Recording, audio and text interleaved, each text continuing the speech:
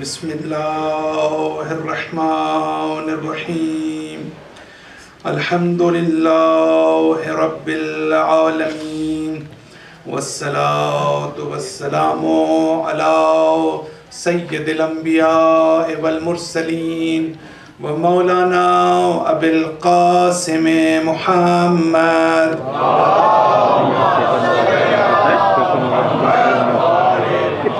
ثم الصلاة والسلام على أهل بيته الطيبين الطاهرين المعصومين أما بعد فقد قال الحكيم في كتابه المجيد وفرقانه الحميد بسم الله الرحمن الرحيم اعملوا آل داود شكرا وقليل من عبادي الشكور صلوات پڑھ دیجیے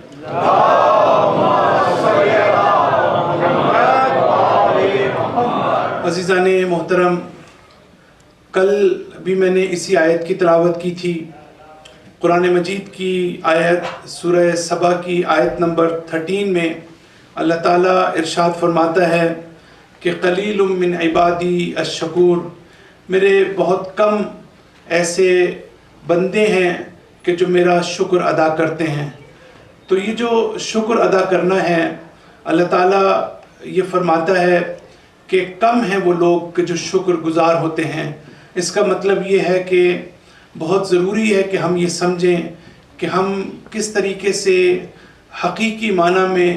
اللہ تعالیٰ کا شکر ادا کر سکتے ہیں،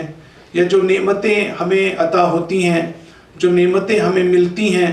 ہم ان کا شکر گزار کیسے ہو سکتے ہیں۔ اور شکر نہ کرنے کی وجہ سے جو اخلاقی لحاظ سے ایشوز جو ہیں وہ سامنے آتے ہیں، وہ بھی اسی وجہ سے آتے ہیں کہ یہ اہم ترین جو پرنسپل ہے جس کی طرف قرآن بار بار اشارہ کرتا ہے۔ بہت زیادہ قرآن کی آیات ہیں کہ جو تشکر اور شکر ادا کرنے کے حوالے سے ہیں۔ تو اس کا مطلب یہ ہے کہ یہ ان موضوعات میں سے ہے کہ جن پر ہم بڑی گہرائی میں جا کر اس پر ہم غور کریں اور اس مسئلے کو سمجھنے کی کوشش کریں کہ اللہ تعالیٰ بار بار کیوں کہتا ہے کہ تم نعمتوں کا شکر ادا کرو، تم میرا شکر ادا کرو۔ تو گزشتہ مجلس میں نے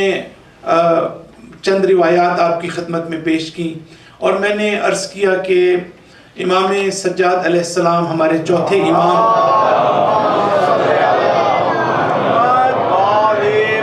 وہ فرماتے ہیں کہ فَكَيْفَ لِي بِتَحْصِيلِ الشُّكْرِ وَالشُّكْرِ إِيَّاكَ يَفْتَقِرُ إِلَى الشُّكْرِ، کہ میں کس طریقے سے پروردگارہ تیرا شکر ادا کر سکتا ہوں، اس لیے کہ جب میں تیرا شکر ادا کرتا ہوں تو اس کے نتیجے میں مجھ پر ایک اور شکر جو ہے وہ واجب ہو جاتا ہے۔ تو جب اس طرح کی صورتحال ہے، اس لیے کہ دوسرا شکر اس بات پر کہ اللہ تعالیٰ جب ہمیں کوئی توفیق دیتا ہے، توبہ کرنے کی اللہ تعالیٰ ہمیں توفیق دیتا ہے، تو یہ توبہ ہم بعد میں کرتے ہیں، پہلے اللہ تعالیٰ ہمیں توفیق دیتا ہے۔ اللہ تعالیٰ ہمارے دل میں یہ جذبہ پیدا کرتا ہے کہ ہم جو ہے وہ اللہ کے حضور توبہ کریں، اپنے گناہوں کی مغفرت جو ہے اللہ تعالیٰ سے طلب کریں۔ تو توفیق کے بارے میں نے کل نسبتاً تفصیل کے ساتھ آپ کی خدمت میں عرض کیا کہ یہ ایک بڑا امپورٹنٹ ایشو ہے، اور مومن کی نشانیوں میں سے ایک ہے، مومن کی خصوصیات میں سے ایک یہ ہے کہ اس کو توفیق اللہ کی توفیق جو ہے اس کو حاصل ہوتی ہے۔ یہ توبہ کے بارے میں بھی کہتے ہیں کہ یہ ایک قسم کا توبہ کا مطلب ہے یعنی ریٹرن ہونا، واپس آنا اپنی جگہ کے اوپر۔ تو جب انسان کہتے ہیں کہ 3 مرتبہ جو ہے وہ اس میں یہ چیز پائی جاتی ہے۔ ایک یہ ہے کہ انسان پہلے اللہ انسان کے پاس آتا ہے، یعنی اللہ انسان کے پاس آتا ہے، وہ کس معنی میں آتا ہے؟ ابھی آپ نے توبہ نہیں کی، لیکن اللہ آپ کے پاس 2 مرتبہ آتا ہے۔ ایک اس لیے آتا ہے کہ آپ کو توفیق عطا کرنے آتا ہے، اس کے بعد اس توفیق کے نتیجے میں آپ توبہ کرتے ہیں۔ جب آپ توبہ کرتے ہیں تو پھر آپ جو ہے اللہ پھر آتا ہے اور اس توبہ کو قبول کرتا ہے۔ تو 2 مرتبہ اس طریقے سے اس مسئلے کو سمجھنے کی ضرورت ہے کہ جب انسان توبہ کرتا ہے۔ اور آج ایک جگہ بات بھی ہو رہی تھی، کسی صاحب نے کوسچن کیا تھا، تو اس کے جواب میں نے کچھ کہا تھا، یہاں ساتھ ہی میں شیئر کرتا چلوں کہ اللہ تعالیٰ جو ہے بہت ہی رحمان و رحیم ہے. وہ الگ بات ہے کہ ہم زیادہ تر جو اسٹیج سے یا ممبر سے ہم جو بات کرتے ہیں وہ زیادہ تر اللہ تعالیٰ کے عذاب کی بات کرتے ہیں, اللہ تعالیٰ کے انتقام کی بات کرتے ہیں, اللہ تعالیٰ کے قہر کی بات کرتے ہیں. لیکن قرآن مجید میں جو رحمت سے ریلیٹڈ آیات ہیں وہ اتنی کوالٹیٹیولی, اتنی ان میں شدت ہے اور اتنی امپورٹنٹ ہے کہ ہم ان کو عام طور سے اس طرح سے ٹیک اپ نہیں کرتے ان آیات کو کہ جس طریقے سے ہمیں ان کو کرنا چاہیے. اللہ تعالیٰ یہ کہتا ہے کہ ان اللہ یحب التوابین, اللہ تعالیٰ محبت کرتا ہے توبہ کرنے والوں سے. توبہ کرنے والوں سے نہیں, یہ سپرلیٹیو ڈگری یہاں پر استعمال ہوئی ہے, بلکہ یہ صیغہ مبالغہ ہے, ایکزیجریشن ہے اس کے اندر, توابین کے اندر. یعنی جو لوگ بہت زیادہ توبہ کرتے ہیں, یعنی بہت زیادہ توبہ کون کرتے ہیں؟ بہت زیادہ توبہ وہی لوگ کرتے ہیں جو بہت زیادہ گناہ بھی کرتے ہیں. یعنی اس کا مطلب یہ ہے کہ اگر کوئی شخص گناہ کرتا ہے اور اس کے بعد وہ دوبارہ توبہ کرتا ہے, پھر وہ گناہ کرتا ہے, پھر وہ توبہ کرتا ہے, تو اللہ تعالیٰ کو یہ بھی بہت پسند ہے. اللہ تعالیٰ محبت رکھتا ہے ان سے کہ جو گناہ کر کے اس کو فراموش نہیں کر دیتے, بلکہ وہ توبہ کرتے ہیں اللہ تعالیٰ کے حضور. اور اللہ تعالیٰ جو بہت زیادہ توبہ کرنے والے ہیں, آپ غلطی کرتے ہیں, مسٹیک کرتے ہیں اور پھر اللہ تعالیٰ کی طرف رجوع کرتے ہیں, آپ شرمندگی کا اظہار کرتے ہیں, تو یہ اللہ تعالیٰ کی رحمت ہے, اللہ تعالیٰ کی محبت ہے اپنے بندوں سے. اور ایک قرآن مجید کی آیت ہے کہ جب کبھی ہم اس تفصیل کے ساتھ اس بات پر گفتگو کریں گے کہ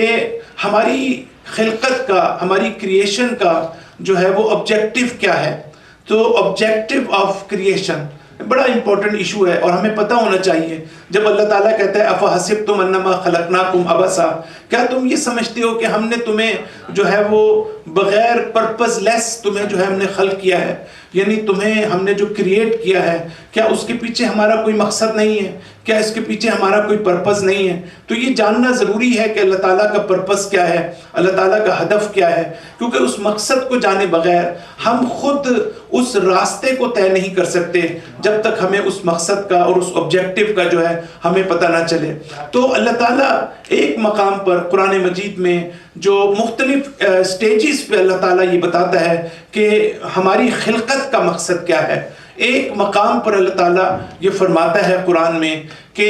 میں نے تمہیں اس لیے خلق کیا ہے, اور تمہارا مقصد پھر کیا ہے کہ ما خلقت الجن والانس الا لیعبدون. یہ ہے ہماری خلقت کا مقصد. ایک ہے اللہ کی خلقت کا, یعنی اللہ تعالیٰ نے جو خلق کیا ہے تو اللہ تعالیٰ کے مد نظر کیا چیز تھی کہ اللہ تعالیٰ نے مجھے اور ہمیں کیوں خلق کیا ہے. اور دوسرا کوسچن یہ ہے کہ جب ہمیں خلق کر لیا ہے اللہ تعالیٰ نے, جو بھی اللہ کا مقصد ہو, تو سوال یہ ہے کہ میری خلقت کا مقصد کیا ہے, اب مجھے کیا کرنا ہے, اب میری کیا ذمہ داری ہے. تو ان دونوں چیزوں کو جب تک آپ جدا نہیں کریں گے اس وقت تک ہم اس کو ہو سکتا ہے مکس اپ کریں اور مسائل کو صحیح طرح سے نہ سمجھ سکیں. تو اللہ تعالیٰ نے کیوں خلق کیا ہے اس کا الگ جواب ہے, اور جب اللہ تعالیٰ نے خلق کر دیا ہے ہمیں, تو اب خلق ہونے کے بعد ہماری کیا ذمہ داری ہے, ہمارے کیا آبجیکٹیوز ہیں. اللہ تعالیٰ کہتا ہے کہ میں نے جن و انس کو خلق نہیں کیا مگر عبادت کے لیے, لیکن یہ جو مقصد ہے یہ ایک مڈل پرپز ہے, لیکن الٹیمیٹ پرپز اللہ تعالیٰ کہتا ہے. اور یہ بڑی عجیب آیت ہے اور اس میں بڑی گہرائی ہے کہ جس پر میں ابھی تو نہیں جاؤں گا تفصیل سے. اللہ تعالیٰ یہ کہتا ہے میں نے اس لیے تمہیں خلق کیا ہے, اور تمہارے مقصد تمہارا یہ ہونا چاہیے کہ تم زیادہ سے زیادہ اپنی زندگی میں اللہ کی رحمت کو سمیٹ سکو, تو اللہ کی رحمت کو حاصل کر سکو. اللہ تعالیٰ کہتا ہے آبجیکٹیو یہ ہے کہ میں تمہیں اپنی رحمت سے نوازوں. یہ ہے ہدف خلقت, یہ ہے مقصد. اور دیکھیں اللہ تعالیٰ جب رحمت اپنی عنایت عطا کرتا ہے, ہماری رحمت میں اور اللہ تعالیٰ کی رحمت میں ہمارے اندر بھی رحم کا جذبہ ہوتا ہے. ہم بھی دوسرے کے لیے جو ہے رحم دلی کا اظہار کرتے ہیں. اللہ تعالیٰ کے بارے میں بھی ہمارا یہ تصور ہے کہ وہ رحم دلی کا اظہار کرتا ہے, لیکن اللہ تعالیٰ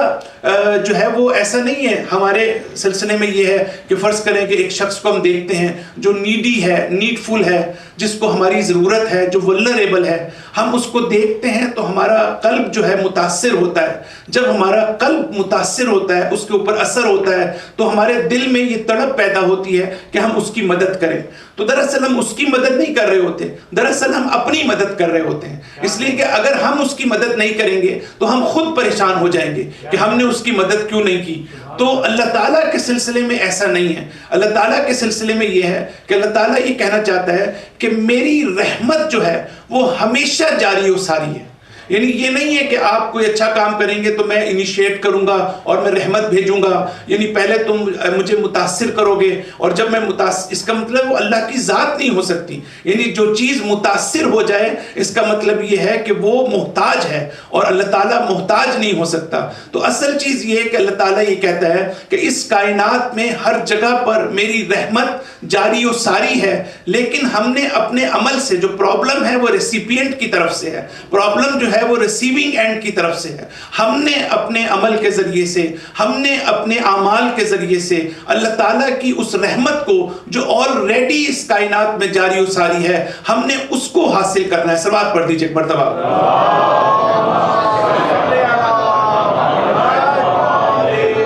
اللہ تعالیٰ کا انتقام بھی اسی طرح سے ہے. ایسا نہیں ہے کہ اللہ تعالیٰ ایک دم غصے میں آتا ہے جیسے ہم غصے میں آتے ہیں، بلکہ اللہ تعالیٰ کہ جب آپ اللہ تعالیٰ کی رحمت سے دور ہو جاتے ہیں تو اللہ تعالیٰ کی رحمت سے دور ہونا ہی دراصل اللہ کا انتقام ہے. تو یہ چیز جو ہے ہم نے اس کو دیکھتے ہیں کہ جب ہم توبہ کرتے ہیں تو کل میں نے آپ کی خدمت میں عرض کیا کہ استاد مطہری فرماتے ہیں کہ ایک چیز ہے توبہ کرنا یا شکر ادا کرنا. لفظ ہے شکر کے جو ہم ادا کرتے ہیں کہ پروردگارہ تیرا شکر ہے، لیکن ہمارا دل اس کے ساتھ شاید نہ ہو، ہمارا قلب شاید اس کے ساتھ نہ ہو. تو لفظ شکر میں اور حقیقت شکر میں تفریق کرنے کی ضرورت ہے. اور لفظ توبہ میں یعنی ہم کہتے رہیں کہ استغفر اللہ ربی واتوب الیہ، یا ہم جو ہے اللہ تعالیٰ سے جو ہے معافی مانگتے رہیں، لیکن ہم زبان سے معافی مانگ رہے ہیں لیکن ہمارا دل ساتھ نہیں ہے، ہم اس طرح سے کمیٹڈ نہیں ہیں. جب انسان توبہ کرتا ہے تو اس میں ایک منیمم اس کے اندر جو ہے وہ کرائٹیریا ہے، اور وہ یہ ہے کہ کم سے کم ہم یہ کہیں کہ ہم دوبارہ اس کو ریپیٹ نہیں کریں گے. اسی جگہ پر توبہ ہو سکتی ہے، ورنہ تو توبہ نہیں ہو سکتی. اگر ہمارے دل میں یہ ہو کہ اللہ تعالیٰ جو ہے وہ ہم توبہ کر رہے ہیں لیکن پھر ہم اس کو ریپیٹ کریں گے تو اس کا مطلب ہے کہ یہ توبہ نہیں ہو سکتی. اب یہاں پر استاد مطہری یہ کہتے ہیں کہ جس کے بعد وہ کہنے کے بعد تفصیل نہیں دیتے، لیکن میں نے اس کے اوپر غور کیا ہے کہ وہ کہنا کیا چاہتے ہیں. وہ کہتے ہیں فرض کریں کہ آپ تسبیح پڑھ رہے ہیں، اب آپ تسبیح پڑھ رہے ہیں اور توبہ کی تسبیح پڑھ رہے ہیں، استغفار کی تسبیح پڑھ رہے ہیں. آپ کو پتہ ہے کہ جو ہے وہ استغفار کی تسبیح جو ہے وہ کیا کہتے ہیں لوگ پڑھتے ہیں اور ہم بھی پڑھتے ہیں، سارے پڑھتے ہیں. تو وہ کہنے لگے کہ یہ جو ہے نا وہ لفظ توبہ ہے، یہ حقیقت توبہ نہیں ہے. اگر آپ نے دل سے آپ نے یہ طے نہیں کیا کہ آج کے بعد جس چیز کی میں تسبیح پڑھ رہا ہوں جس گناہ کے لیے کہ اس کو اللہ تعالیٰ معاف کر دے، اگر میں پھر یہ سوچتا ہوں کہ میں اس کو پھر انجام دوں گا اس گناہ کو، تو اس کے بعد جو ہے وہ اس کا پھر کوئی فائدہ نہیں ہے ہمیں. تو یہاں پر آ کے آیت اللہ مطہری کہتے ہیں کہ ایسی، بہت توجہ کیجیے گا، ایسی تسبیح پڑھنے سے نہ پڑھنا بہتر ہے. یہ کیا مطلب اس کا؟ کیا کہنا چاہتے ہیں کہ ایسی تسبیح پڑھنے سے کہ جس میں انسان حقیقتاً استغفر اللہ نہیں کہہ سکتا، اس سے بہتر ہے کہ نہ پڑھے. فوراً ہمارے ذہن میں یہ آتا ہے کہ بہرحال ایک آدمی تسبیح تو پڑھ ہی رہا ہے نا، چاہے وہ دل سے نہیں بھی پڑھ رہا تو ہو سکتا ہے کل کو وہ دل سے پڑھنے لگے، تو ہم اس کو کیوں روک رہے ہیں؟ لیکن یہ ایک خاص سرکمسٹانسز میں ایسا کہا جاتا ہے. اس کا یہ مطلب نہیں ہے کہ آیت اللہ مطہری یہ کہنا چاہتے ہیں کہ آپ کبھی بھی یہ کام نہ کریں. جیسے ہم نے بات کی کہ نماز عادتاً نہیں پڑھنی چاہیے، لیکن اگر آپ کو عادتاً بھی پڑھ رہے ہیں تو پہلے آپ کو ایک چیز کی عادت پڑے گی، تو اس کے بعد ہو سکتا ہے کہ آپ اس کو اس کی روح کے ساتھ بھی پڑھنا شروع کر دیں. تو لہٰذا یہ کوئی آپس میں چیزیں کنٹراڈکٹ نہیں کرتی. لیکن دراصل پرابلم کہاں پہ آتی ہے جو میں نے اپنے طور پر سوچا ہے وہ یہ ہے کہ اگر آپ صرف لفظوں کی حد تک اور عادت کی حد تک تسبیح پڑھ رہے ہیں، ہمیں حتیٰ نماز کے بعد تسبیح ہمارے ہاتھ میں ہوتی ہے، ہمیں خود بھی پتہ نہیں ہوتا کہ وہ تسبیح ختم کب ہوگی. ایسے ہی ہوتا ہے نا کہ مثلا ہمیں یہی نہیں پتا کہ ہمیں اتنی رٹی ہوئی ہے کہ اللہ اکبر کہا، سبحان اللہ کہا، الحمدللہ کہا اور تسبیح ختم ہوگی، اور اس کے بعد ہمیں ایک دم پتہ چلا کہ ہم نے تو تسبیح ختم بھی کر لی، تو ہم پوری توجہ کے ساتھ جو ہے وہ ہم تسبیح نہیں پڑھتے. تو اصل میں اس میں پرابلم یہ آتی ہے کہ انسان جب صحیح طرح سے تسبیح نہیں پڑھتا، توبہ نہیں کرتا، تو وہ کیوں خطرناک ہے اس سے کہ انسان تسبیح نہ پڑھے؟ اس لیے کہ جب انسان تسبیح نہیں پڑھتا تو اس کے ذہن میں کم سے کم یہ ہوتا ہے کہ میں نے ایک گناہ کیا ہوا ہے اور مجھے اس کی توبہ کرنی چاہیے۔ لیکن جب آپ اس قسم کی تسبیح پڑھتے ہیں کہ جس کے اندر روح موجود نہیں ہوتی، تو پھر آپ یہ سمجھ بیٹھتے ہیں کہ آپ نے جو گناہ کیا تھا وہ اللہ تعالیٰ نے جو ہے وہ معاف کر دیا۔ صلوات پڑھ دیجیے ایک مرتبہ۔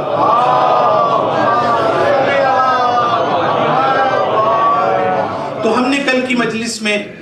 کہا کہ امام سجاد علیہ السلام کی روایت کے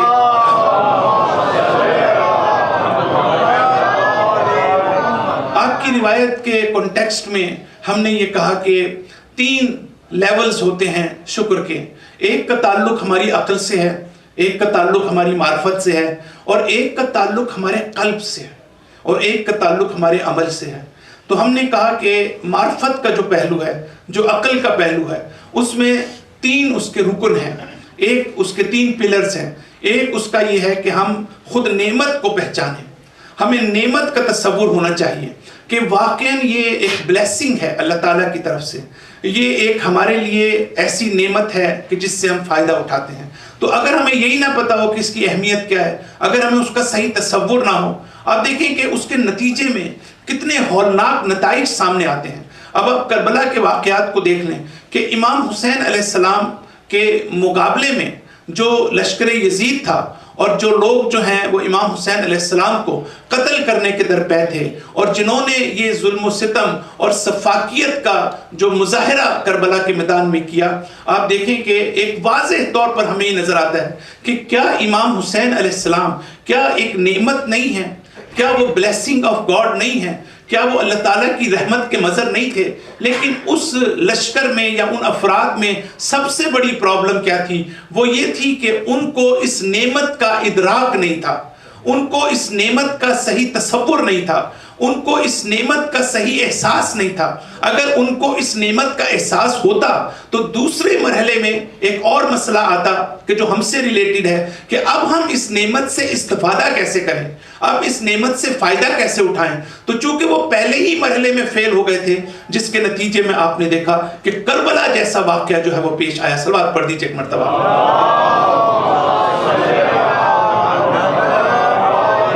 تو یہ نعمت کو پہچاننے کے نتیجے میں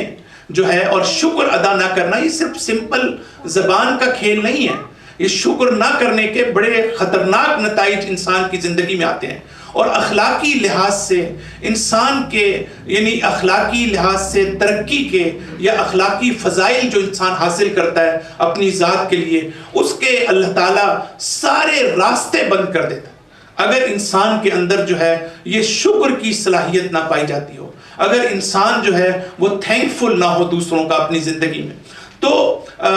3 اس کے مرحلے تھے۔ ایک جو ہے وہ یہ کہ ہم نعمت کو پہچانیں۔ جب نعمت کو پہچان لیا تو ہمیں یہ بھی پتہ ہونا چاہیے کہ ہم نعمت سے کیسے استفادہ کریں۔ ہو سکتا ہے نعمت کا ہمیں پتہ ہو لیکن ہمیں یہی نہیں پتہ۔ میں نے جیسے قرآن کی مثال دی کہ قرآن ہمارے لیے نعمت ہے، لیکن قرآن جو ہے صرف تلاوت کرنے کی حد تک، صرف ثواب کی حد تک جو ہے، یا صرف جو ہے شادیوں میں جہیز میں دینے کی حد تک جو ہے، اس کا مطلب ہے کہ ہم نے اس نعمت سے استفادہ کرنا نہیں سیکھا۔ اس نعمت سے ہم نے اپنی زندگی کے مسائل کو حل کرنا نہیں سیکھا۔ قرآن مجید میں قدم قدم پر جو ہے وہ ایسے رہنما اصول موجود ہیں کہ جو ہماری عملی زندگی میں فائدہ دے سکتے ہیں، جو ہماری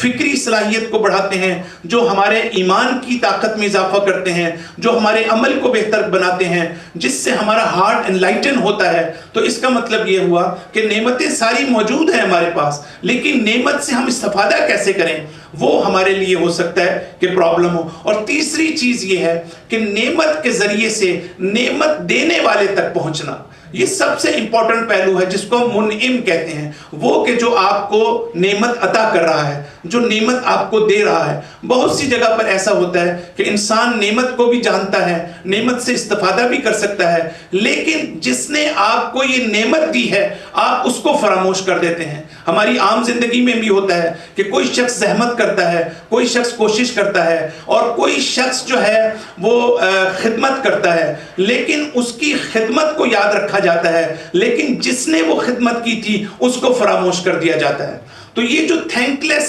ایٹیٹیوڈ ہے اس کو ہمیں ایڈریس کرنے کی ضرورت ہے. تو جب ہم آگے بڑھتے ہیں کہ عام حالات میں ہمارے لیے ضروری ہے کہ ہم اس نعمت دینے والے تک پہنچنے کی کوشش کریں. نہ خود نعمت کی اہمیت ہے نہ دوسری چیزوں کی اہمیت, یہ ہے کہ جو آپ کو وہ نعمت دے رہا ہے آپ اس تک پہنچنے کی کوشش کریں کہ آپ اس کو اپریشیٹ کریں, آپ اس کو ایڈمائر کریں, آپ اس کا تھینک یو کریں, تاکہ جو ہے وہ یہ سسٹم اب جب اللہ کی باری آتی ہے, یعنی یہ تو ہم عام لوگوں کے بارے میں بات کر رہے تھے کہ اگر کوئی ہماری مدد کرتا ہے, کوئی ہماری ضرورت کو پورا کرتا ہے تو ہم جو ہے اس کو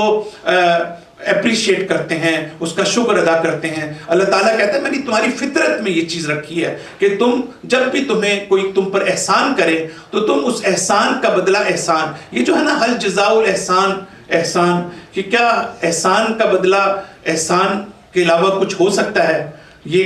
حدیث کے الفاظ بھی ہیں. تو اس کا مطلب یہی ہے کہ اس کا مطلب اللہ تعالیٰ نے ہماری فطرت میں یہ رکھا ہے کہ اگر آپ مجھ پر احسان کریں گے تو میں بھی آپ پر احسان کروں گا, یعنی مجھے بھی چاہیے کہ آپ کو میں اپریشیٹ کروں. لیکن اللہ کے سلسلے میں ایک قدم اور آگے بڑھنے کی ضرورت ہے, اور وہ یہ ہے کہ جب ہم یہ کہتے ہیں کہ یہ نعمتیں اللہ کی طرف سے ہمیں دی گئی ہیں اور یہ بلیسنگز آف گاڈ ہیں, تو اس کے لیے یہ تصور ہونا ضروری ہے. غور کیجئے گا کہ ہم عقل کی بات کر رہے ہیں اور معرفت کی بات کر رہے ہیں, اویئرنیس کی بات کر رہے ہیں کہ عقلی لحاظ سے ہمیں شکر ادا کیسے کرنا ہے. تو یہ ضروری ہے کہ ہم یہ کہیں کہ یہ چیز جو ہمارے پاس پہنچی ہے وہ صرف اور صرف اللہ کی طرف سے پہنچی ہے. اور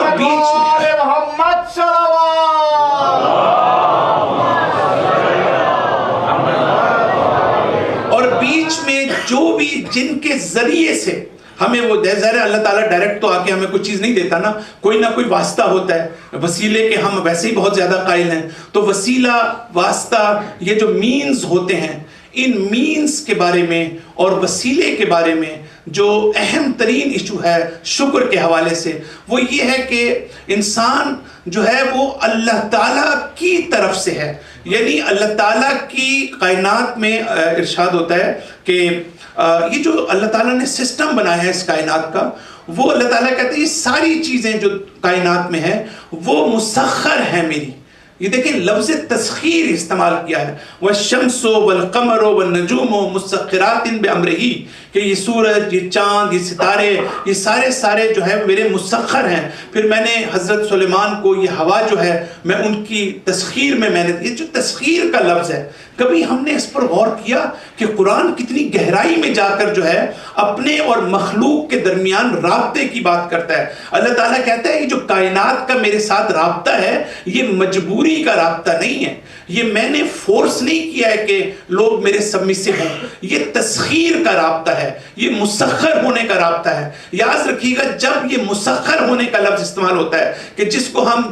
سبجوگیٹ کہتے ہیں یا ہم جو ہے اس کو سب سروینٹ کہتے ہیں, تو اس کے اندر مجبوری کا پہلو نہیں ہوتا, بلکہ جس طریقے سے ایک عاشق جو ہے وہ مسحور ہو جاتا ہے, وہ مجبور نہیں ہوتا عاشق لیکن وہ مسحور ہو جاتا ہے. ایک طالب علم جو ہے وہ استاد کے مقابلے میں جو ہے وہ مسحور ہو جاتا ہے, یعنی اس کی تسخیر میں, یعنی اس کے سامنے سبمسو ہو جاتا ہے. تو یہ کائنات جو ہے اس طرح سے اللہ تعالیٰ کے ساتھ رابطہ پیدا کرتی ہے. یہ چیز امپورٹنٹ ہے کہ جب بھی ہم کسی ذریعے کو دیکھیں, جب بھی کسی وسیلے کو دیکھیں کہ جس کے ذریعے سے ہم تک کوئی نعمت پہنچتی ہے, تو ہمیں یہ کہا گیا ہے روایات میں کہ ہم سب سے پہلے اللہ کا شکر ادا کریں اور پھر اس واسطے کا شکر ادا کریں. نعرہ حیدری, حیدری, محمد وال محمد, بلندتر صلوات.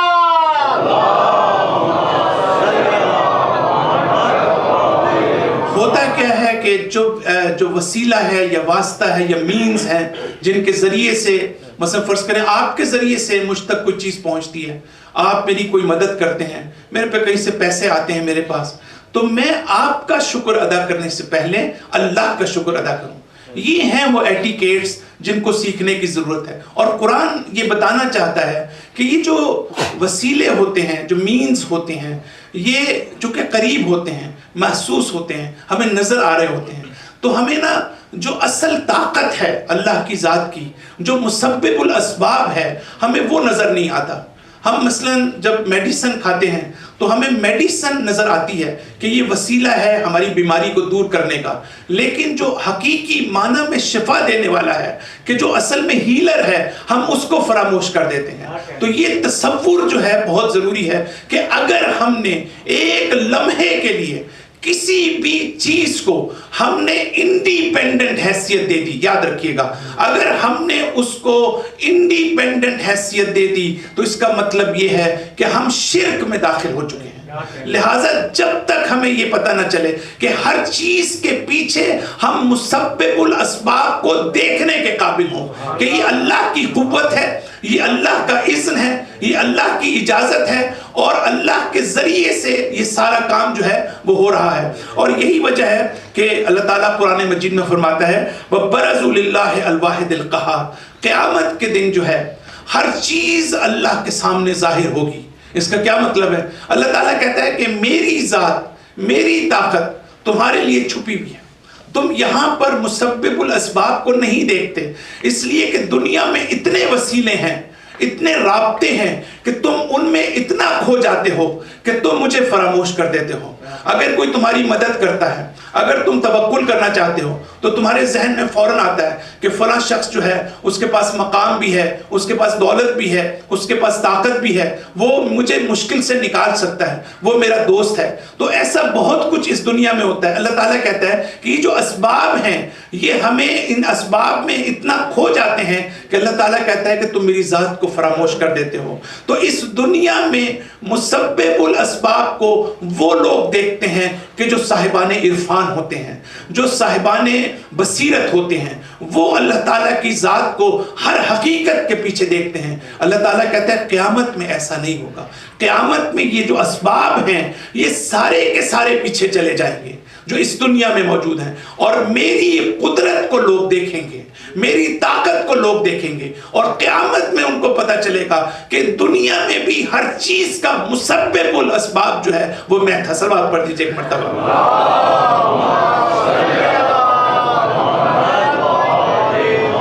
تو بڑی ایک خوبصورت روایت ہے جو میں آپ کے سامنے رکھنا چاہتا ہوں کہ معلّہ حنیس نامی شخص ہمارے چھٹے امام کے پاس آیا, امام جعفر صادق علیہ السلام کے پاس. اس نے کسی سفر پہ جانا تھا, ٹریول کرنا تھا, اور امام کے پاس آیا, اور امام سے اس نے جو بھی کچھ کہا ہوگا یا نہیں کہا ہوگا, اس کے بعد ان سے ملاقات کی, اور ملاقات کے بعد وہ شخص جو ہے وہ جب واپس جانے لگا تو امام علیہ السلام نے اس کو ایک بات کہی, اور امام نے کہا کہ اعتذر باللہ یعززک, کہ تم اللہ سے عزت طلب کرو, اللہ تعالیٰ تمہیں عزت عطا کرے گا. تم اگر رسپیکٹ چاہتے ہو, تم اگر ڈگنیٹی چاہتے ہو, اگر تم عزت چاہتے ہو, تو وہ اللہ سے طلب کرو, اللہ تمہیں وہ عزت جو ہے اللہ تمہیں دے گا. اب یہاں پر ہمیں نہیں پتا کہ وہ کیا راز تھا کہ امام علیہ السلام نے کیوں یہ بات کہی اس سے, وہ کیا چاہتا تھا. کہیں ایسا تو نہیں کہ وہ امام کے ذریعے سے ایک عزت بنانا چاہتا تھا, کچھ ایسی بات ہو سکتی ہو, لیکن روایت میں یہ چیز موجود نہیں. جب امام نے یہ کہا تو اس نے یہ جواب دیا کہ معلّہ نے کہ یبن رسول اللہ, کس طریقے سے میں یہ کام کروں, میں کس طرح سے اللہ تعالیٰ سے عزت طلب کروں. امام علیہ السلام کا بڑا عجیب جواب ہے. امام یہ فرماتے ہیں کہ یا معلّہ خف اللہ, کہ تم پہلی بات تو یہ ہے کہ تم اللہ سے خوف کھاؤ, اور اللہ سے اگر تم خوف کھاؤ گے تو پوری دنیا تم سے خوف کھانے لگے گی. یہ روایت کے الفاظ ہیں, اور ہم اگر اس پر غور کریں تو ہو سکتا ہے ہم جلدی سے اس کو سن کے گزر جائیں, لیکن اس کے اندر بڑی پوٹینشل ہے, بڑی اس کے اندر اہمیت ہے کہ ہم ان پورے کربلا کے واقعے کو بھی اگر ہم دیکھیں کہ مکہ اور مدینہ سے مکہ اور مکہ سے کربلا تک اور کربلا سے پھر کوفہ اور کوفے سے شام تک کے اس سفر میں آپ یہ دیکھیں کہ یہ دشمن جو ہے ٹھیک ہے کہ اس نے ظلم و بربریت کا مظاہرہ کیا، لیکن ہر مقام پر دشمن خوف کا شکار تھا۔ یہ کسی مقام پہ ہمیں نظر نہیں آتا کہ دشمن امام حسین سے اور لشکر حسینی سے خوف زدہ نہیں تھا، اس لیے کہ اللہ تعالیٰ نے، یہ اللہ تعالیٰ کی سنت ہے، یہ اللہ تعالیٰ کی روش ہے، یہ اللہ تعالیٰ کی ٹریڈیشن ہے اس کائنات پہ۔ اللہ تعالیٰ یہ کہتا ہے کہ اگر تم مجھ سے خوف کھاؤ گے تو نہ صرف یہ کہ تم کسی سے خوف نہیں کھاؤ گے بلکہ ہر دوسرا شخص تم سے خوف کھائے گا۔ محمد صلوات۔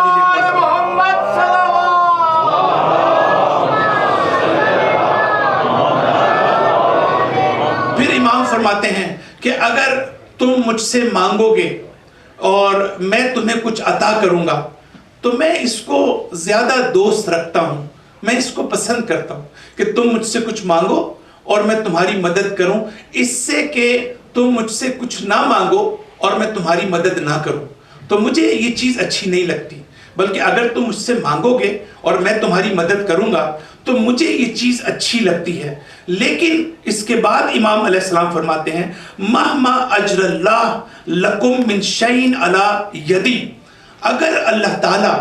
کوئی چیز میں جو تمہیں دیتا ہوں وہ اللہ تعالیٰ میرے ہاتھوں سے کوئی چیز تمہیں دلواتا ہے، بہت توجہ کیجئے گا الفاظ پہ، اگر اللہ تعالیٰ میرے ذریعے سے کوئی چیز تمہیں دلواتا ہے تو فالمحمود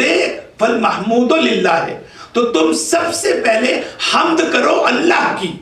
سب سے پہلے تعریف کرو اللہ کی، اس کے بعد تم میری تعریف کرنا، اس کے بعد تم مجھے اپریشیٹ کرنا۔ یہی وجہ ہے کہ اللہ تعالیٰ فرماتا ہے کہ میں نے تمہیں خلق کیا لیکن تم عبادت کسی اور کی کرتے ہو، میں نے تمہیں رزق دیا لیکن تم رزق جو ہے کسی اور سے مانگتے ہو۔ تو یہ چیز جو ہے اس حوالے سے امپورٹنٹ ہے کہ ہم شکر کے مسئلے کو عقل کے اعتبار سے اور اپنی فکر کے اعتبار سے جو ہے ہم سمجھنے کی کوشش کریں۔ تو یہاں پر جو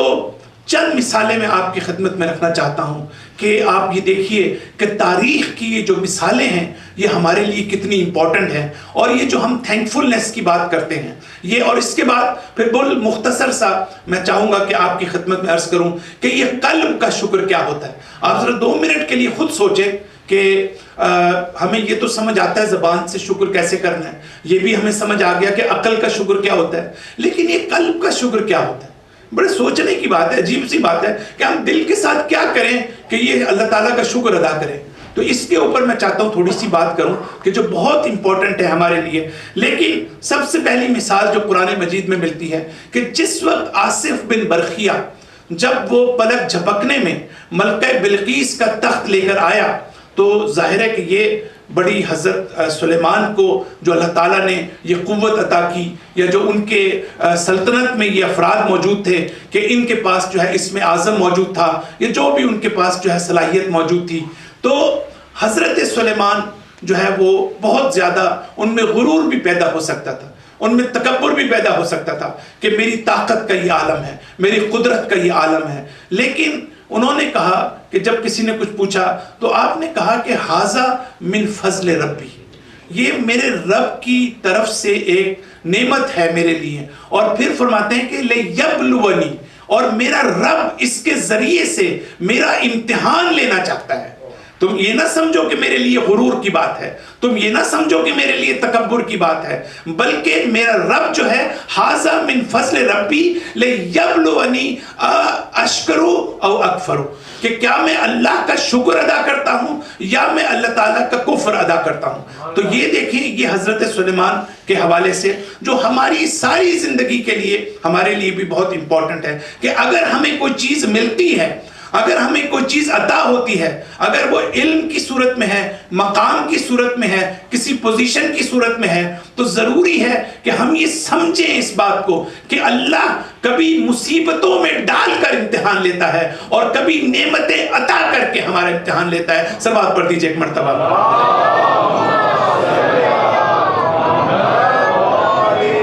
پھر حدیث کے الفاظ ہیں کہ من لا یشکر المخلوق لم یشکر الخالق، جو مخلوق کا شکر ادا نہیں کرتا وہ خالق کا شکر ادا نہیں کر سکتا، جو لوگوں کا شکر ادا نہیں کر سکتا وہ اللہ کا شکر ادا نہیں کر سکتا۔ تو یہ ریلیشن جو ہے وہ اس لحاظ سے اہم ہے کہ اللہ تعالیٰ ہمیشہ اس بات پر زور دیتا ہے یا میسج ہمیں دیتا ہے کہ دیکھو تم اگر میرے شکر گزار بننا چاہتے ہو تو تم خود پہلے لوگوں کو شکر ادا کرو۔ اگر تم میری رحمت چاہتے ہو تو میری رحمت تمہیں اس وقت ملے گی جب تم بھی دنیا میں رحم دلی کا ثبوت دو۔ اگر تم میری مغفرت چاہتے ہو اور ہمیشہ تم مجھ سے دعا کرتے ہو تو میری مغفرت کی اس وقت طلب کرو جب تم بھی زندگی میں دوسروں کو معاف کرنے والے ہو۔ ایسا نہیں ہو سکتا کہ تم تو معاف نہ کرو اور مجھ سے یہ کہو کہ میں تمہیں معاف کر دوں۔ ایسا نہیں ہو سکتا کہ تمہارے دل میں رحم دلی کا جذبہ نہ ہو اور تم مجھ سے رحمت کے طلبگار ہو۔ اسی طرح اللہ تعالیٰ کہتا ہے کہ تم جب تک دوسروں کا شکر ادا نہیں کرتے کبھی بھی تم اپنے رب کا شکر جو ہے وہ ادا نہیں کر سکتے۔ پھر ایک اور مثال ہمیں تاریخ میں ملتی ہے کہ آپ دیکھیں کہ صرف شکر ادا نہ کرنے کی وجہ سے، اس لیے کہ جو بھی ہمیں فضیلت ملتی ہے اس فضیلت کے اندر یا جو بھی نعمت ہمیں ملتی ہے وہ نعمت کو اگر ہم اس کے مالک بن بیٹھیں، اگر ہم یہ سمجھیں کہ ہم اس کے مالک ہیں اور ہم اس کے آنر ہیں اس میں، اور اگر ہم یہ سمجھیں کہ وہ چیز ہمارے پاس امانت ہے تو دونوں میں بہت فرق ہے۔ ہماری اپروچ کی وجہ سے ہمارا ایٹیٹیوڈ بدل جائے گا، ہماری اپروچ کی وجہ سے ہمارا اخلاق بدل جائے گا، اس لیے کہ ہم جب یہ سمجھتے ہیں کہ اگر ہمیں کوئی آج کوئی چیز نصیب ہوئی ہے، کوئی نعمت ہمیں ملی ہے، چاہے وہ پیسوں کی صورت میں ہو، چاہے وہ علم کی صورت میں ہو، چاہے وہ طاقت کی صورت میں ہو، چاہے وہ کسی بھی صورت میں ہو، کوئی بہت بڑی کامیابی ہمارے گھر میں ہے، تو اس صورت میں ہمیں یہ سمجھنا چاہیے کہ ہم اپنے آپ کو مالک نہ سمجھیں، ہم یہ نہ سمجھیں کہ یہ ہماری وجہ سے ہے، ہم میں اتنی صلاحیت تھی، ہم میں اتنی نالج تھی، اس کی وجہ سے ہمیں یہ نعمت ملی ہے۔ یہی وجہ ہے کہ جب قارون کی بات آتی ہے تو قارون قرآن مجید میں ایک بات نقل کرتا ہے، وہ کہتا ہے کہ انما اوتیتہ، وہ کہتا ہے کہ علی علم عندی، کہ اب یہ قارون کیا کہتا ہے جب قارون سے کسی نے کہا کہ تمہارے پاس اتنا بڑا خزانہ موجود ہے، اتنی طاقت موجود ہے، تو وہ فخر سے کیا کہتا ہے، یہ تو میرے اس علم کی وجہ سے ہے، میری اس صلاحیت کی وجہ سے ہے، یہ میرے دستے بازو کے نتیجے میں نے یہ سارا خزانہ حاصل کیا ہے۔ دیکھیں کہ حضرت سلیمان میں اور قارون میں آپ فرق دیکھیں۔ جب حضرت سلیمان کو کسی نے یہ کہا کہ آپ کے پاس اتنی بڑی طاقت موجود ہے تو اس کے جواب میں آپ نے کہا کہ ھذا من فضل ربی، یہ میرا رب میرا امتحان لینا چاہتا ہے۔ لیکن یہ جواب قارون نے نہیں دیا، قارون نے یہ کہا کہ یہ میں نے کمایا ہے، یہ میری صلاحیت کا نتیجہ ہے۔ گویا قارون یہ کہنا چاہتا تھا کہ میں اس کا استحقاق رکھتا ہوں، میں ڈیزرو کرتا ہوں، میں مستحق ہوں اس کا، جبکہ اللہ تعالیٰ ہمیں یہ بتانا چاہتا ہے کہ میں تمہیں جو بھی نعمت دیتا ہوں، یاد رکھو یہ چیز تمہارے ذہن میں ہونی چاہیے کہ تم اس کا استحقاق نہیں رکھتے تھے، تم اس کو ڈیزرو نہیں کرتے تھے، باوجود اس کے کہ تم اس کا استحقاق نہیں رکھتے تھے، لیکن میں نے تمہیں یہ چیز عطا کی ہے تاکہ میں تمہارا امتحان لے سکوں۔ صلوات پڑھ دیجیے۔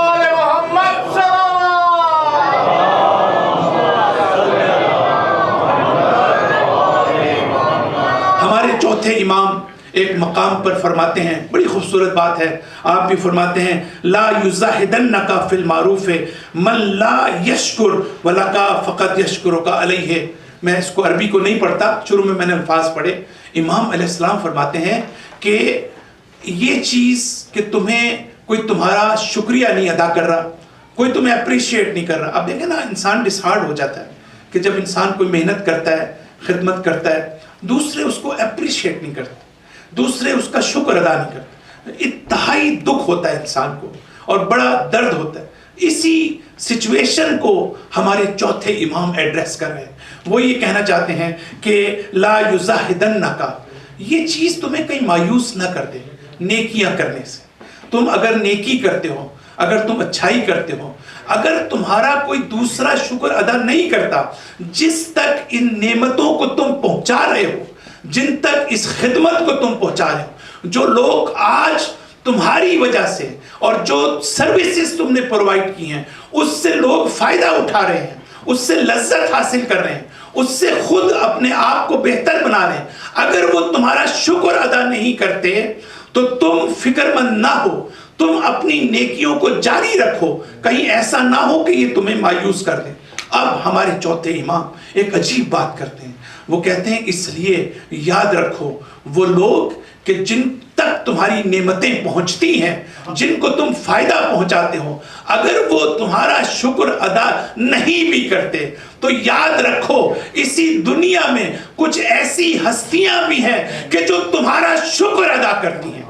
یعنی باوجود اس کے کہ ان کو فائدہ نہیں پہنچتا۔ اس میں انبیاء بھی ہیں، اس میں ملائکہ بھی ہے، اس میں خود اللہ تعالیٰ کہتا ہے کہ میں تمہارا شکر گزار ہوں اگر تم نیک کام کرو گے۔ ہم تو اللہ تعالیٰ کو کوئی فائدہ نہیں پہنچاتے، لیکن اللہ تعالیٰ کہتا ہے میں تمہارا شکر گزار ہوں۔ اور یہ بھی کہنا چاہتے ہیں امام علیہ السلام کہ اس دنیا میں آپ دیکھیں کہ آپ کوئی نیک کام کرتے ہیں، اچھا کام کرتے ہیں، کچھ وہ لوگ ہوتے ہیں جن کو آپ فائدہ پہنچاتے ہیں اور کچھ لوگوں کو فائدہ نہیں ہوتا، لیکن انہیں جب پتہ چلتا ہے کہ آپ نے اتنی بڑی نیکی کی، اتنی بڑی خدمت کی، تو وہ آپ کا شکر ادا کرتے ہیں باوجود اس کے۔ اور پھر امام علیہ السلام فرماتے ہیں کہ جو ثواب آپ کو ان افراد کے شکر ادا کرنے کی وجہ سے جو آپ کو عطا ہوگا کہ جن تک آپ کا فائدہ نہیں بھی پہنچا، وہ ثواب اس سے کہیں زیادہ ہوگا اگر یہ لوگ تمہارا شکر ادا کر بھی دیتے،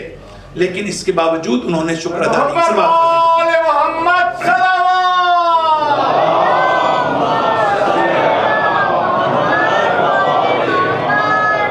پھر ہم تھوڑا سا میں آگے بڑھنا چاہتا ہوں کہ قلب کا شکر ادا کرنا، اس کے چند جملے بات کر کے انشاءاللہ اپنی گفتگو کو ختم کروں گا۔ دیکھیں یہ ساری چیزیں انٹر لنکڈ ہیں، انٹر کنیکٹڈ ہیں، یعنی جب آپ نعمت کو پہچانیں گے، نعمت کے ذریعے سے آپ نعمت دینے والے تک پہنچیں گے تو اس کے نتیجے میں کیا ہوگا۔ مثلا آپ کو ایک نعمت ملی، آپ کو ایک بلیسنگ تھی، آپ تک پہنچی، آپ کو فائدہ ہوا، کوئی بھی ہو سکتی ہے، وہ دنیاوی بھی ہو سکتی ہے، وہ اسپریچول بھی ہو سکتی ہے، لیکن اس کے نتیجے میں آپ کو خوشی محسوس ہوتی ہے، آپ کو ایک لذت محسوس ہوتی ہے، آپ کو ایک اسپریچول ہیپینس محسوس ہوتی ہے۔ یہ جو اسپریچول ہیپینس ہے، اب اس کے ذریعے سے ہم دیکھتے ہیں کہ قلب کے شکر کا کیا مطلب ہے۔ اس کے 3 لیول ہیں۔ ایک دفعہ آپ نعمت پر خوش ہوتے ہیں، اب دیکھیں ہم بات کر رہے ہیں خوشی کی، بات کر رہے ہیں ہیپینس کی۔ اب آپ کو پیسے مل گئے کہیں سے، آپ کو اچھی جاب مل گئی کہیں سے، آپ نے ایجوکیشن مکمل کر لی، تو یہ بلیسنگ ہے ان اٹ سیلف، تو اب آپ بہت زیادہ خوش ہوتے ہیں اس کے اوپر۔ تو پہلا لیول یہ ہے کہ یہ جو آپ خوش ہوتے ہیں، کیوں خوش ہوتے ہیں؟ یہ جو آپ میں ہیپینس پیدا ہوتی ہے وہ کس وجہ سے ہوتی ہے؟ اس لیے پیدا ہوتی ہے کہ یہ آپ کے اندر جو ڈیزائر ہیں، جو ورلڈلی ڈیزائر ہیں، جو خواہش نفس ہیں، جو آپ کی طبیعت ہے، یہ چیز اس سے ہم آہنگ ہوتی ہے۔ جب کوئی چیز اس سے ہم آہنگ ہو جاتی ہے تو آپ کو خوشی محسوس ہوتی ہے۔ لیکن سوال یہ ہے کہ کیا یہ شکر ہے؟ اس کا تعلق شکریہ سے نہیں ہے، بلکہ اس کا تعلق تو صرف یہ ہے کہ آپ کو ایک نعمت ملی اور نعمت کے بعد آپ نے جو ہے خوشی محسوس ہوئی۔ اب ہم قلب کی بات کر رہے ہیں، ہم زبان کی بات نہیں کر رہے ہیں، ہم عقل کی بات نہیں کر رہے ہیں۔ تو یہ جو ہے اس میں کون فائدہ اٹھا رہا ہے؟ اس کا فائدہ ہمارا ہوائے نفس، ہماری خواہش نفس، ہماری ورلڈلی اور میٹیریلسٹک ڈیزائرز اس پہ خوش ہوتی ہیں کہ ہمیں اگر فرض کرتے ہیں کہ کوئی پوزیشن مل گئی، اگر ہمیں دولت مل گئی، اگر ہمیں کہیں سے پیسہ مل گیا، اگر ہمیں کہیں سے اچھی گاڑی مل گئی، اگر ہمیں دوسری نعمتیں مل گئی، تو یہ ہماری ہوائے نفس سے ہم آہنگ ہیں، تو ہمیں خوشی محسوس ہوتی ہے۔ لیکن ایک اور لیول ہے کہ جس کو ہم کہتے ہیں شکر کا لیول، اور پھر ایک تیسرا لیول ہے۔ دوسرا لیول جو ہے وہ نعمت کے اوپر خوش ہونا نہیں ہے۔ بہت توجہ چاہوں گا، اپنی گفتگو کو میں اختتام کی طرف لے کے جا رہا ہوں۔ جو دوسرا لیول ہے وہ نعمت پر خوش ہونا نہیں ہے، اس کا تعلق ہماری طبیعت سے نہیں ہے، اس کا تعلق ہماری خواہش نفس سے نہیں ہے، بلکہ اس کا تعلق فعل خدا سے ہے، اللہ تعالیٰ کے ایکشن، اور اللہ تعالیٰ نے اس بات پر کہ ہمیں اللہ تعالیٰ کی طرف سے فلاں نعمت ہمیں عطا کی گئی ہے۔ تو پھر ہمارا قلب کس بات پہ خوش ہے؟ قلب اس بات پر خوش ہے، اب توجہ کیجئے گا، قلب اب اس بات پر خوش ہے کہ ہمارے رب نے ہم کو فراموش نہیں کیا ہے، اللہ تعالیٰ نے ہمیں اپنی عنایات سے نوازا ہے. اللہ تعالیٰ نے ہمیں جو ہے وہ ریجیکٹ نہیں کیا ہے, بلکہ اللہ تعالیٰ نے ہمیں بھی یاد رکھا ہے ان نعمتوں کو دیتے ہوئے. جب اللہ تعالیٰ نے دوسروں کو نعمتیں تقسیم کی ہیں تو اس نے ہمیں بھی فراموش نہیں کیا ہے, باوجود اس کے کہ ہم استحقاق نہیں رکھتے تھے, ہم مستحق نہیں تھے, ہم ڈیزرو نہیں کرتے تھے, لیکن اس کے باوجود اللہ تعالیٰ کا ہمارا دل ہمارا شکر ادا کرتا ہے, اور ہم اس بات پر خوش ہوتے ہیں کہ ہمیں نیگلیکٹ نہیں کیا گیا, ہمیں ریجیکٹ نہیں کیا گیا, ہمیں اگنور نہیں کیا گیا, اور ہمیں نعمتیں ملی ہیں. محمد وآل محمد صلوات.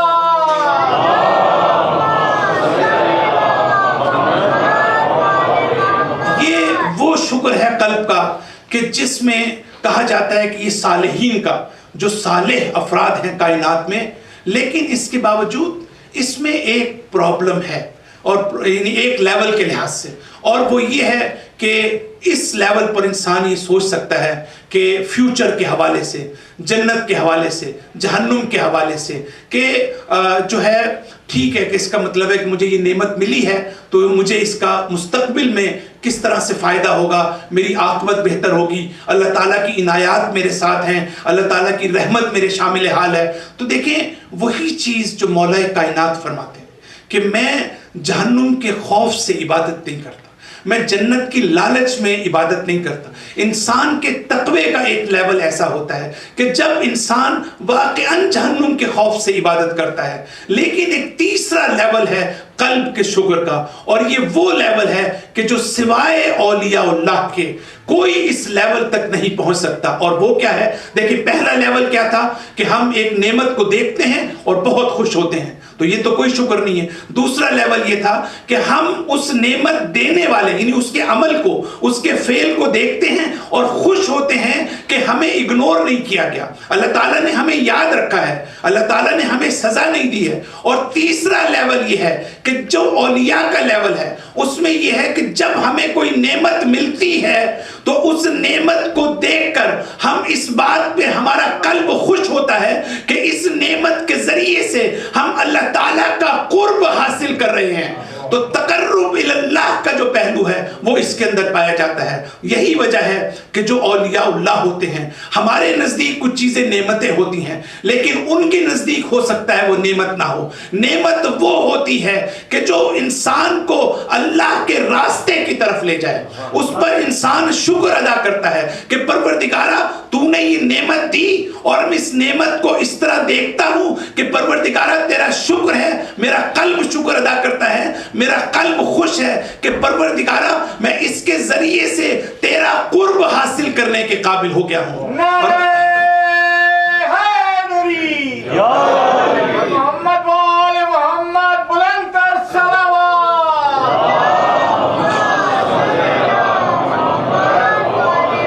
بس عزیزان محترم, اسی مقام پر میں اپنی گفتگو کو ختم کرنا چاہتا ہوں کہ آپ یہ دیکھیں کہ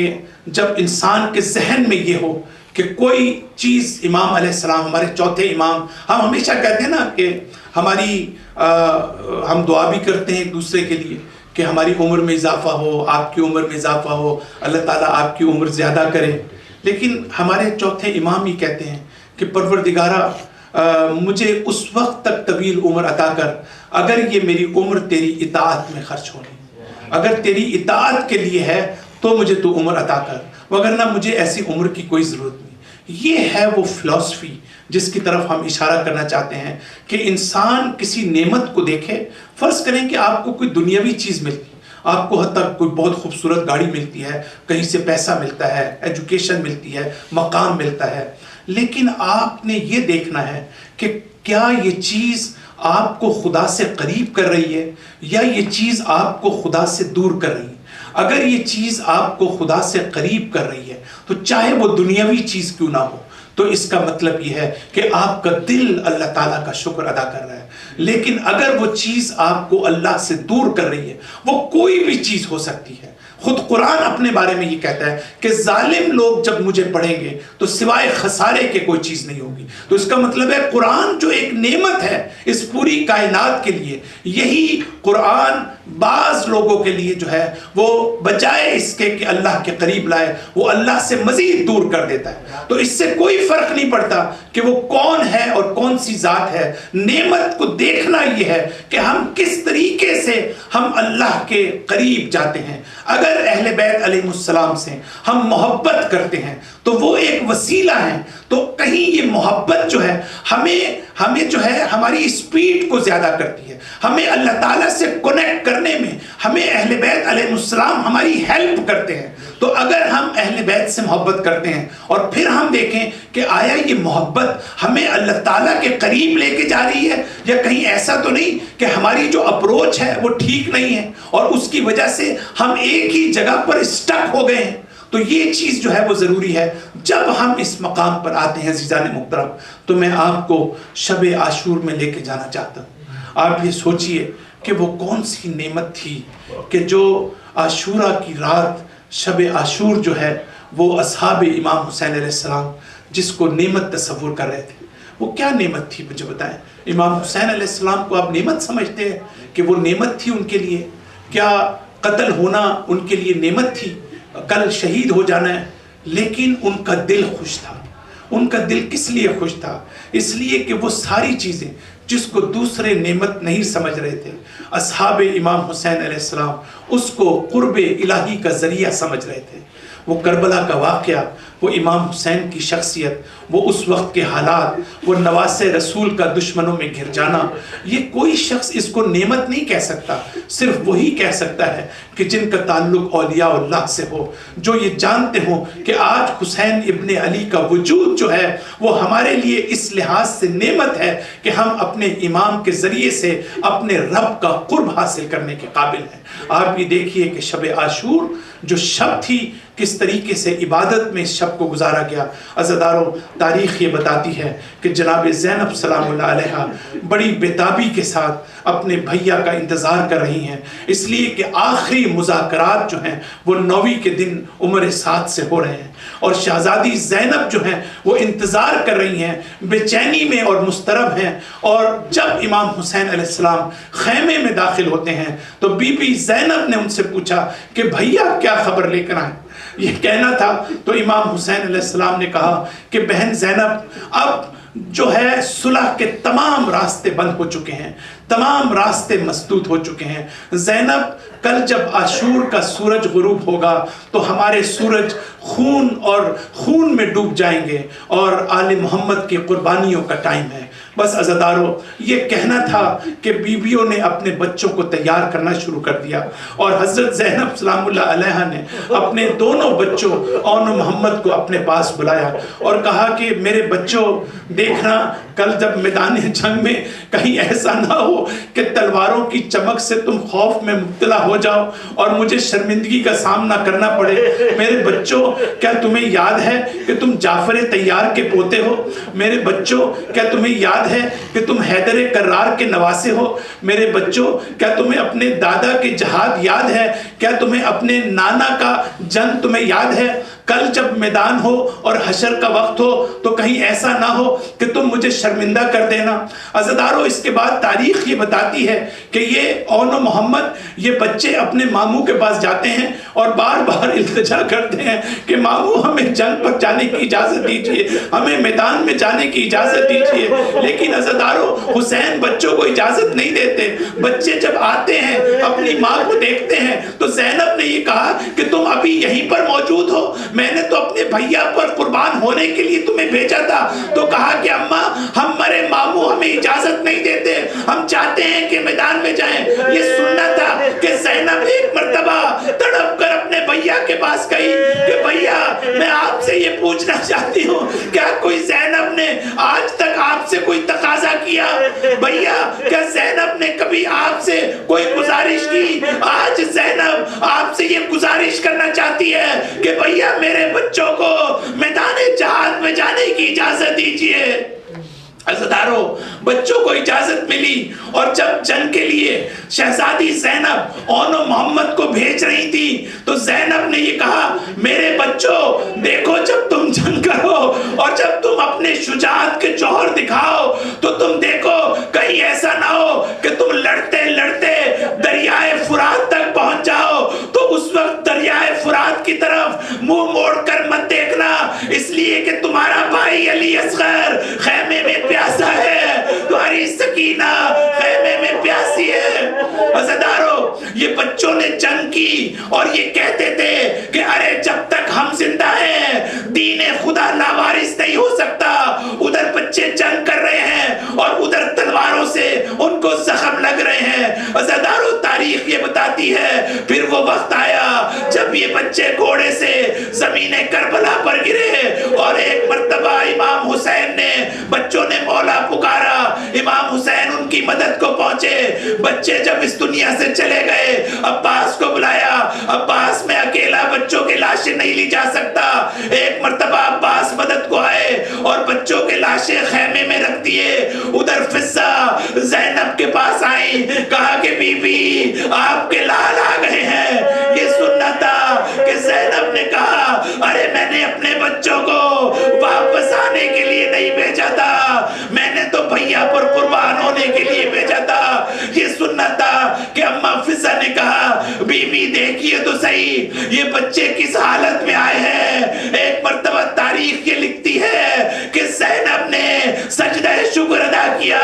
ارے میں نے جس کو اپنے بھیا پر قربان کر دیا اب میں اس کو کیا دیکھوں۔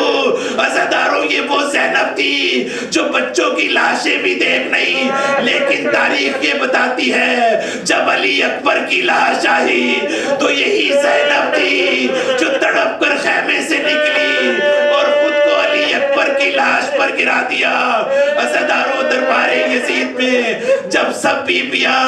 اپنے اپنے بچوں کے سروں کے پاس بیٹھی تھی تو دو سر ایسے تھے کہ جس کے پاس کوئی نہیں تھا تو کسی نے کہا کیا ان کی ماں موجود نہیں ہے؟ تو ایک مرتبہ زینب نے تڑپ کر کہا ارے یہ میرے بچے ہیں